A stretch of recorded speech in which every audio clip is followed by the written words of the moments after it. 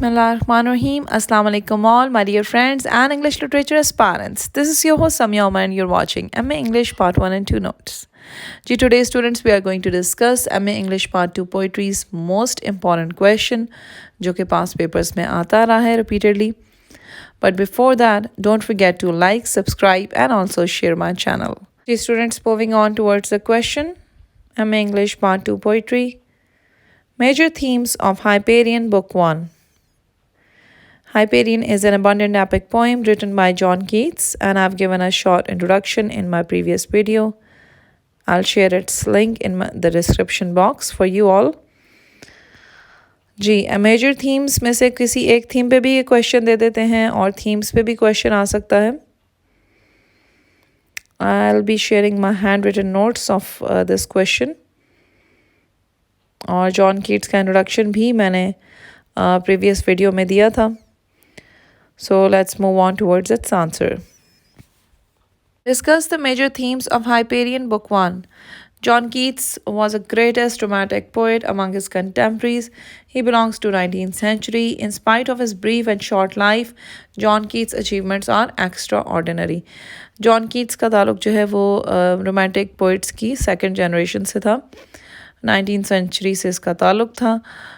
इसकी ज़िंदगी का दौरानिया बहुत कम होने के बावजूद इसकी अचीवमेंट्स बहुत एक्स्ट्रा ऑर्डिनरी थी. His poetry earns him great fame and great name. He is a poet with God gifted attribute.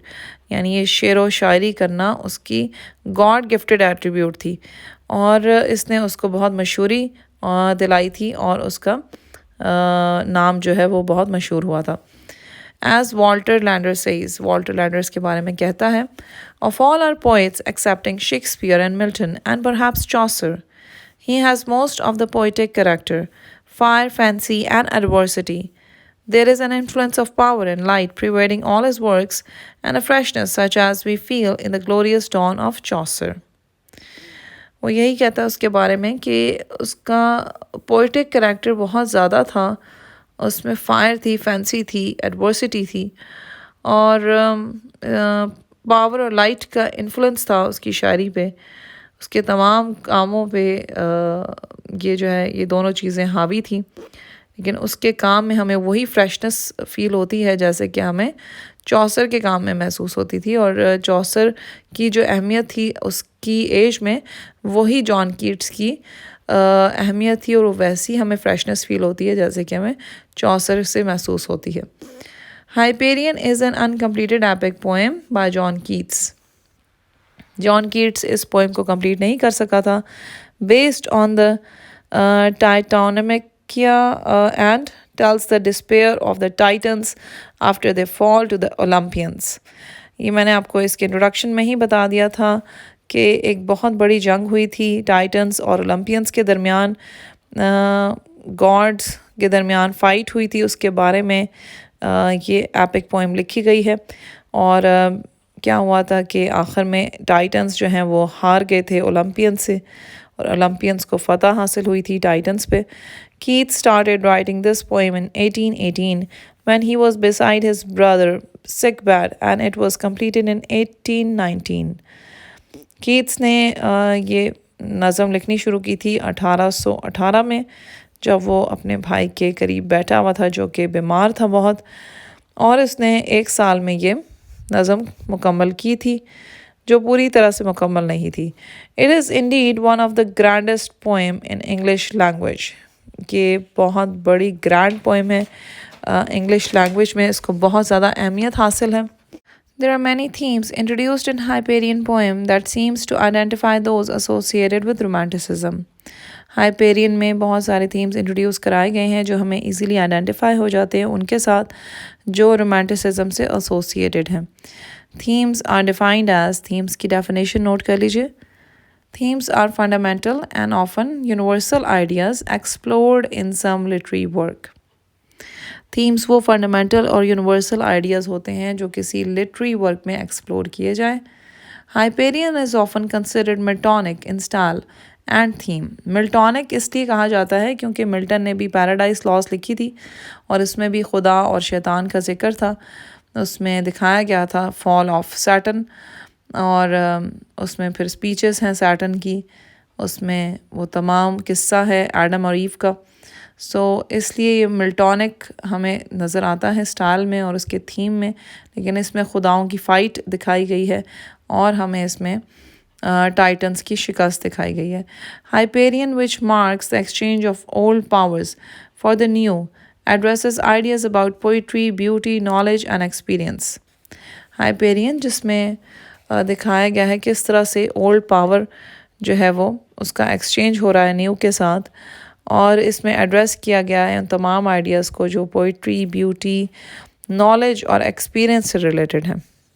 Hyperion dominant themes address the nature of poetry and its relationship to humanity. Hyperion کے جو dominant theme ہیں وہ address کرتے ہیں poetry کی nature کو اور اس کے ریلیشن شپ جو ہے وہ کیا ہے انسانیت کے ساتھ. Hyperion seeks to assert the authority of a poet کہ ایک پوئٹ کی کیا اتھارٹی ہوتی ہے. And explores the role of the poet. Poet کے رول کو ایکسپلور کرتی ہے in relation to history کہ ایک پوئٹ کا کیا رول ہے ہسٹری کے ساتھ اس کو ایکسپلور کرنے میں. Deep in the shady sadness of a veil, Thea, Thea, Thea, where is Sachin? This passion lifted him upon his feet. جی یہ ٹیکسچوئل لائنس ہیں، ان کو آپ نوٹ کر لیجئے اور یہ آپ ایڈ کر سکتے ہیں ہائپیرین کے کسی بھی کویشچن میں. The poet achieves the greatness not because of any special insight but because of his gift of language.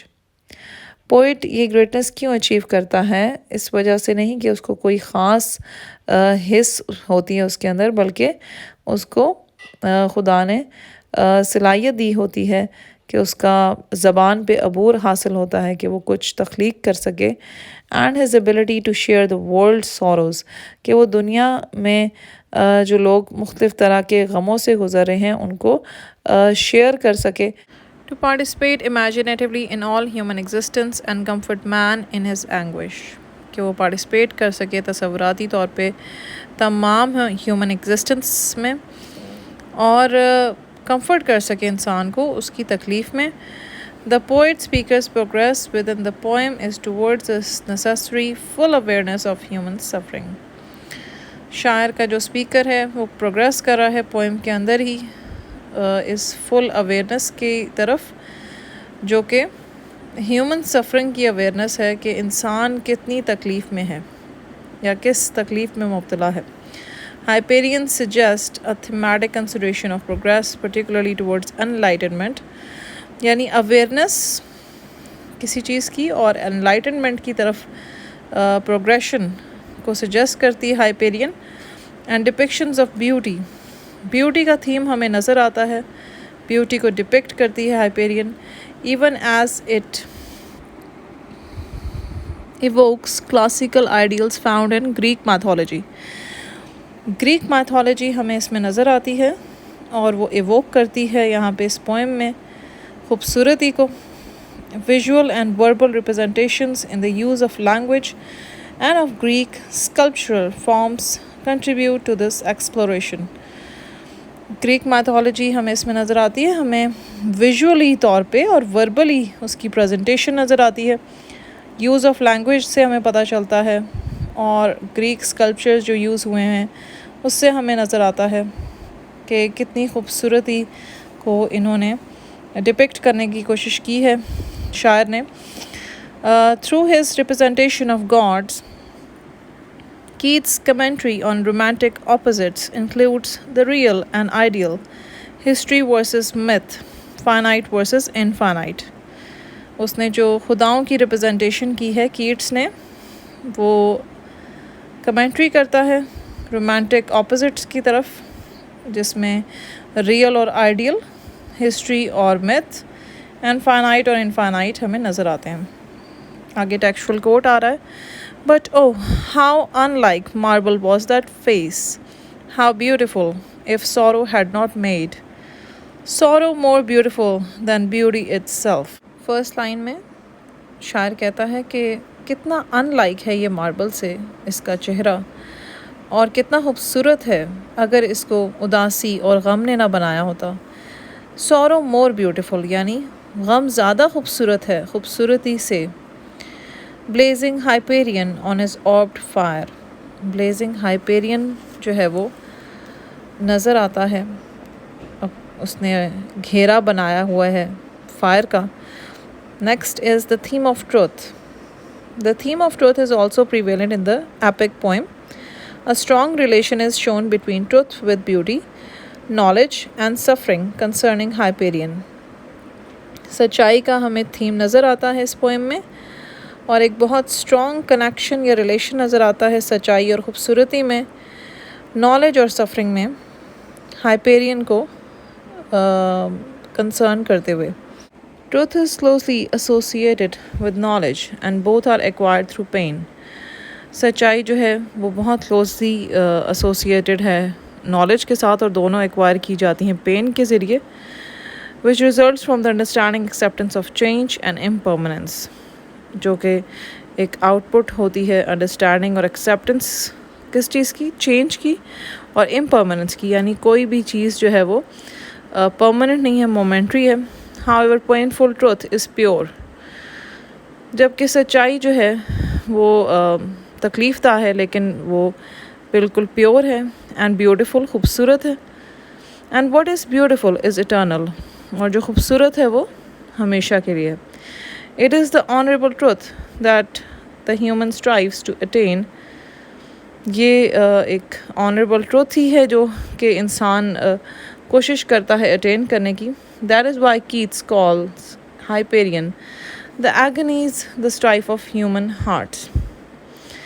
यानी वैसे तो ये खुदाओं की जंग इसमें दिखाई जा रही है, लेकिन वहाँ पे इंसानी एलिमेंट नज़र आ रहा है कि जो तकलीफ़ से गुज़र रहे हैं, तकलीफ़ के मरहले से, ये असल में इंसानी स्ट्राइव है कि इंसान जो है वो कोशिश करता है और वो तकलीफ़ों में मुब्तला होकर आगे बढ़ता है, और सच्चाई की तलाश में उसको तकलीफ़ों का सामना करना पड़ता है।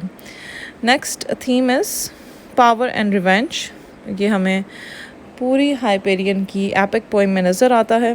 Is the main theme of Hyperion. From starting lines of the poem this theme is witnessed. There is a war between Titans and Olympians. जैसे कि मैं आपको इसके जो मैंने इंट्रोडक्शन दिया था, एक और वीडियो में मैंने इसका इंट्रोडक्शन दिया था हाइपेरियन का, और उसका लिंक मैं डिस्क्रिप्शन बॉक्स में आपको दे दूँगी। वहाँ से आपको अंदाज़ा होगा कि शुरू में टाइटन्स और ओलंपियंस की वॉर होती है। Titans have been defeated by Olympians and now they want revenge. Titans जो हैं वो, उनको हार नसीब हुई है ओलंपियंस के थ्रू, और अब वो बदला लेना चाहते हैं। Currently power is in the hands of Olympians, लेकिन जो थ्रोन है वो ओलंपियंस के हाथ में है। They have trampled the Titans. उन्होंने उठा के टाइटन्स को परे फेंका है। Titans like fallen angels in Paradise Lost want to regain their lost position. जिस तरह से पैराडाइज लॉस्ट में, जो कि मिल्टन ने लिखी थी, उसमें आपको फॉलन एंजल्स नज़र आते हैं, उसी तरह टाइटन्स भी हमें गिरे हुए और शिकस्ता नज़र आते हैं इस हाइपेरियन पोएम में, और वो अपनी पोजीशन वापस लेना चाहते हैं। Saturn, being commander of Titans, is defeated by his own youngest son. वो अपने ही बेटे से उसको शिकस्त होती है, अपने यंगेस्ट बेटे से, जिसका नाम जुपिटर होता है। And now wants vengeance. अब वो बदला लेना चाहता है। Similarly, Hyperion, who's on Titan side.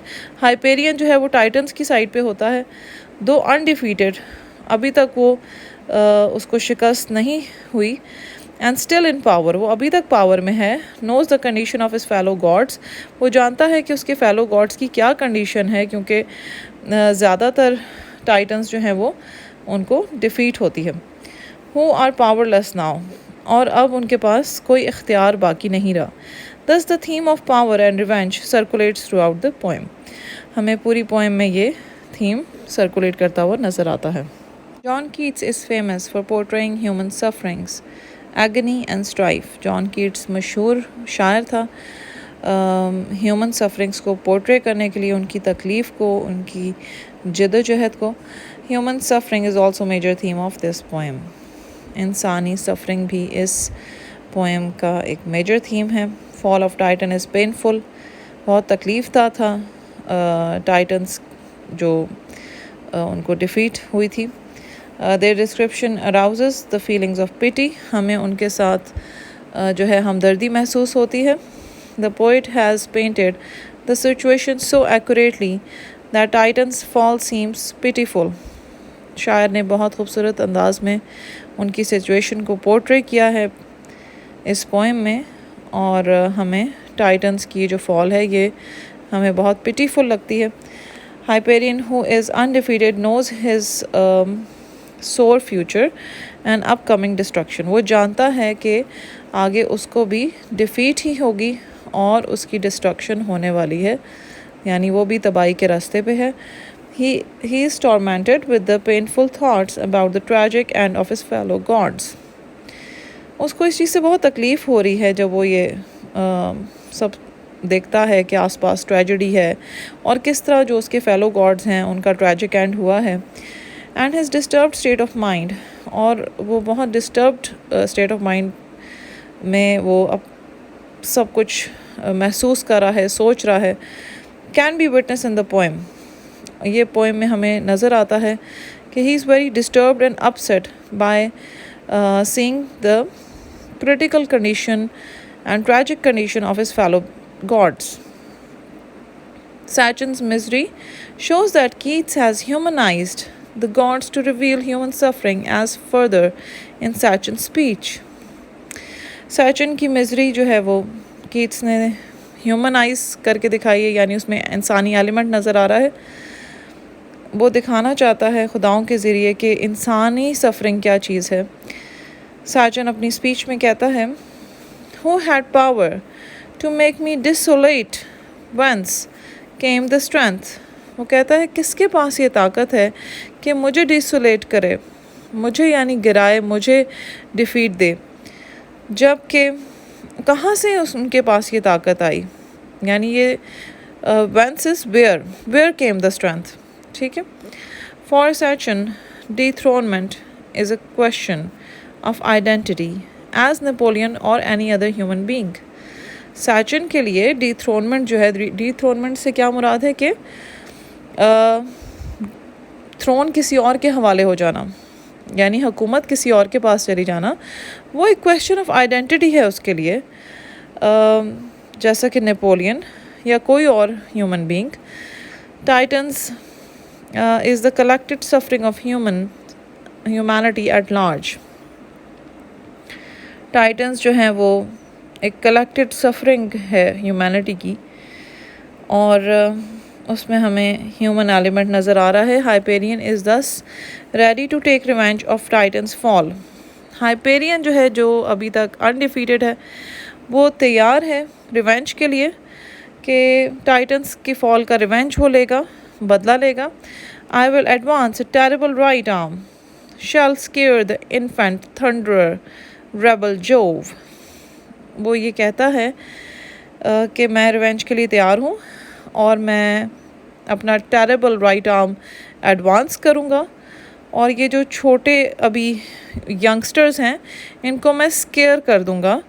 I will square them of, और मैं उनसे पूरी तरह लड़ने के लिए तैयार हूँ. Hyperion is concerned with both pleasure and pain as integral to life and asserts the predominance of suffering. Hyperion जो है उसमें हमें दोनों खुशी और गम नज़र आते हैं जो कि ज़िंदगी के लाजमी जुज़्व हैं, और इसमें हमें प्रीडोमिनेंस नज़र आती है सफ़रिंग की.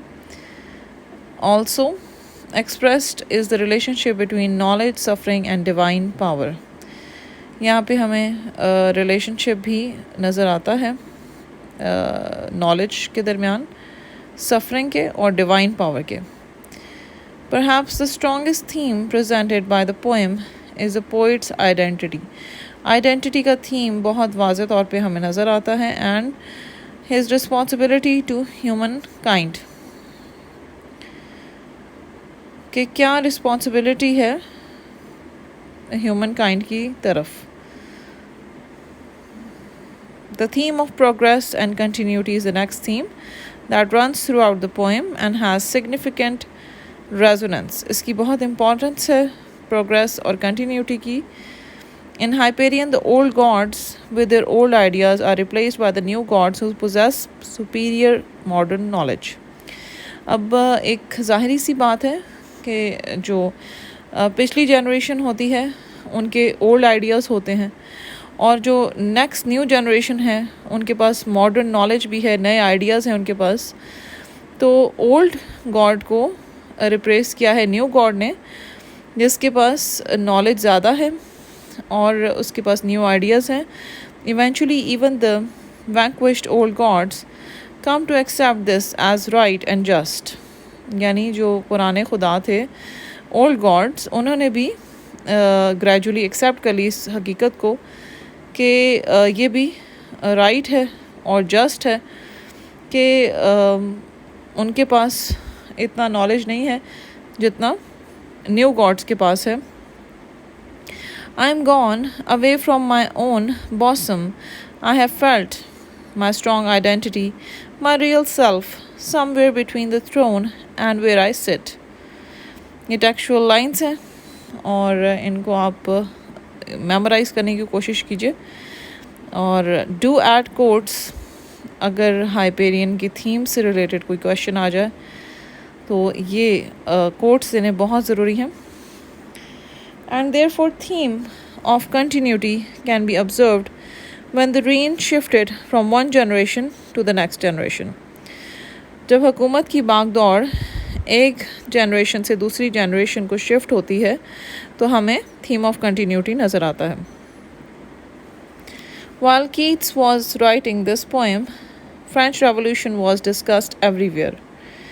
जब कीट्स ये पोएम लिख रहा था तो तब फ्रेंच रेवोल्यूशन हर जगह डिस्कस हो रही थी.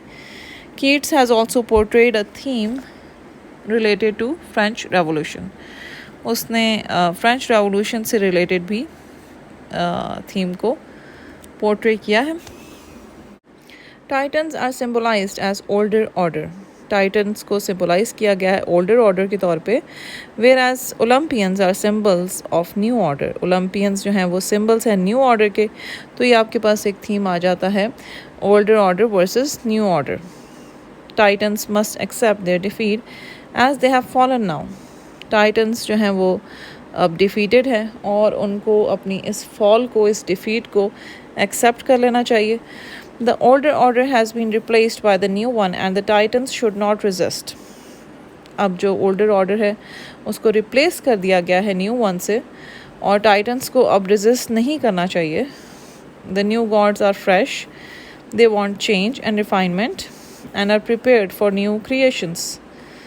जो नए खुदा हैं वो fresh हैं, वो change के लिए तैयार है, refinement के लिए और new creations के लिए वो prepared हैं. John Keats think that they are better than the old gods. शायर ये ख्याल करता है कि जो नए खुदा हैं वो पुराने खुदाओं से बेहतर हैं. The replacement of older order with new is a major theme in the poem. जी ये मेजर थीम है पोएम का, replacement of older order with new. Saturn is fallen. Am I to fall? Am I to leave this heaven of my rest? ये Hyperion कह रहा है कि Saturn गिर चुका है, डिफीट हो चुका है. क्या मुझे भी डिफीट होना है और क्या मैं भी अपनी ये जो मेरी पैराडाइस है, ये जो मेरा महल है, इसको मैं छोड़ के जाऊंगा जो कि मेरी आरामगाह थी. One dominant theme in the Hyperion poem is Keats' notion of negative capability.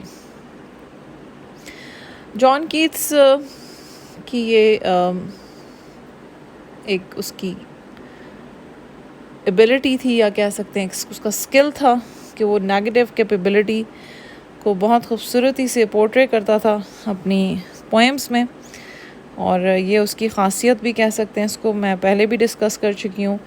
His assertion that the ability to entertain opposing ideas, images and concepts without any irritable reaching after fact and reason is a poetic necessity.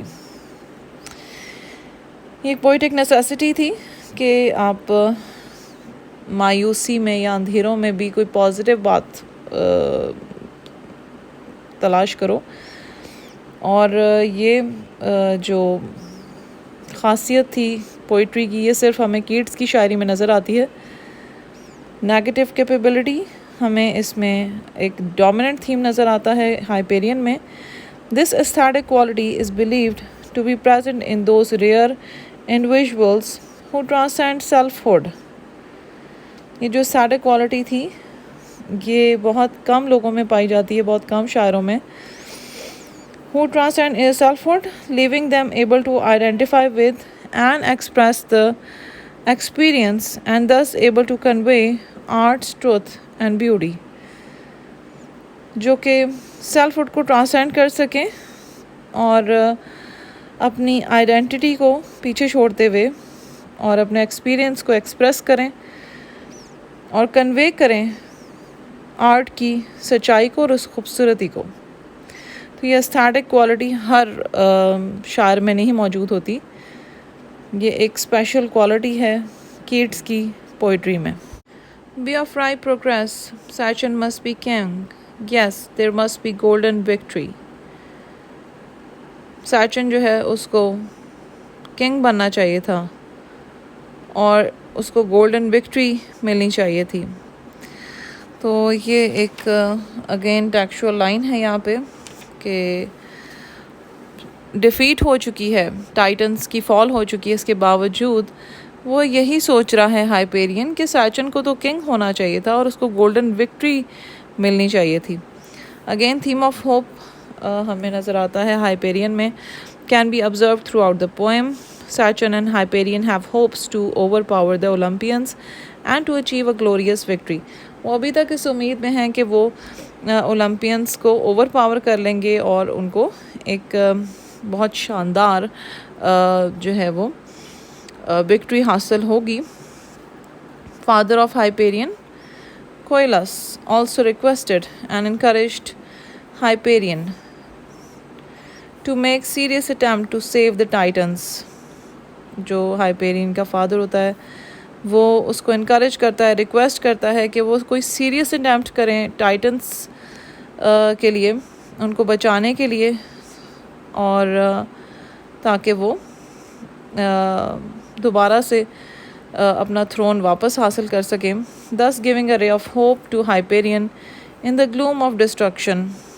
उसके father की ये request उसको एक ray of hope की तरह लगती है। In the gloom of destruction यानी चारों तरफ उसको तबाही और उदासी नज़र आती है। A vein of agony and sorrow runs through the course of poem, the whole poem. Theme of sadness and restlessness prevails in Hyperion. बहुत उदासी है, रेस्टलेसनेस है, बेचैनी है, अफरा तफरी का आलम है। And creates a gloomy atmosphere while depicting the relation between art and life।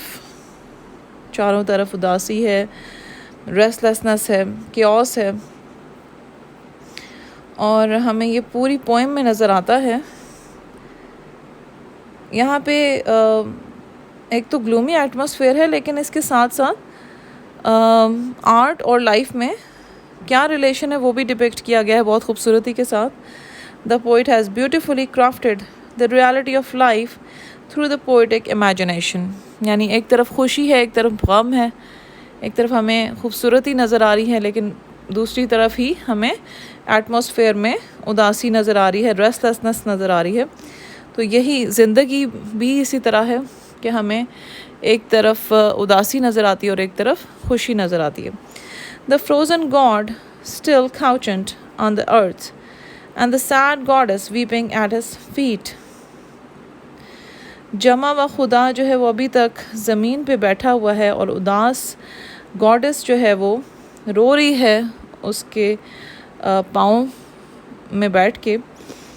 There is a theme of imagination also that can be strongly observed in this poem. बहुत ही खूबसूरत इमेजरी का इस्तेमाल किया है कीट्स ने, और हमें थीम ऑफ इमेजिनेशन नज़र आता है पूरी पोएम में। The opening scene represents a deformed beauty and truth which remains elusive। Opening scene میں ہمیں ڈیفارم بیوٹی اور ٹروتھ دکھائی دیتا ہے which remains difficult to find and unquestionable. The mysterious stillness and noiseless of nature contains morning within itself. بہت عجیب سی اسٹلنس ہے ماحول میں، اور جو مدر نیچر ہے وہ بھی بالکل خاموش ہے، چاروں طرف پن ڈراپ سائلنس ہے. That contains mourning within itself, یعنی چاروں طرف ماتم کا سما ہے. And echoes the death of Saturn's divinity, اور ہمیں نظر آ رہا ہے کہ سیچن کی وہ جو خدائی اختیار ہے اس کی موت واقع ہو چکی ہے. who is unseptured and whose rimless eyes were closed، یعنی اب اس کی اتھارٹی ختم ہو چکی ہے. The transformed landscape transcends a vital and organic nature into a frozen image of death. جو ٹرانسفارم لینڈسکیپ ہمیں دکھائی دے رہا ہے وہ ٹرانسینڈ کرتا ہے ایک وائٹل آرگینک نیچر کو ایک فروزن امیج میں. اور وہ کون سا فروزن امیج ہے؟ ڈیتھ کا امیج، یعنی موت کا image. A stream went voiceless but still deadened more، یعنی ایک جو ندی ہے جو کہ بہہ رہی ہے وہ اس کی آواز جیسے بالکل ختم ہو گئی ہو اور چاروں طرف سٹلنس ہو، وہ ڈیڈ ہو چکی ہے جیسے اس کی آواز. by reason of his fallen divinity، کس وجہ سے وائس لیس ہو گئی ہے؟ کیونکہ خدا کی وہ جو ڈیونٹی ہے وہ ختم ہو گئی ہے، یعنی اس کی ڈیتھ ہو چکی ہے. آخر میں کنکلوژن ہے، ہائپیرین از thus one of the best works of Keats that is rich in themes containing Miltonic grandeur. یہ کیٹس کا جو ہے بہت ہی شاندار کام ہے، اور ہمیں اس میں بے شمار تھیمز نظر آتے ہیں جس میں ہمیں ملٹونک گرینڈور نظر آتا ہے. It is a fragment instead of complete epic poem، یہ ایک حصہ ہے بجائے کہ ایک کمپلیٹ ایپک پوئم ہونے کے. Even then it is being read today، آج بھی اس کو پڑھا جاتا ہے. Indeed the reason behind is its freshness lies in its themes. Themes بہت خوبصورتی سے نٹ کیے گئے ہیں اس پوئم میں، اور کیٹس نے بہت خوبصورتی سے امیجری کو اس میں کرافٹ کیا ہے. Students, these are my handwritten notes and I hope they will be quite helpful for you all. Inshallah, I'll be uploading more new videos for you all. If you have any sort of questions or queries, you're most welcome to comment below. And keep liking, sharing and subscribing my channel. Till then, students, this is your host Samia Umer signing off from M English Part 1 and 2 Notes. Don't forget to like my video and also subscribe my channel for more informative and quality notes videos. Also press the bell icon for notifications so that you don't miss any video. Take care and Allah Hafiz.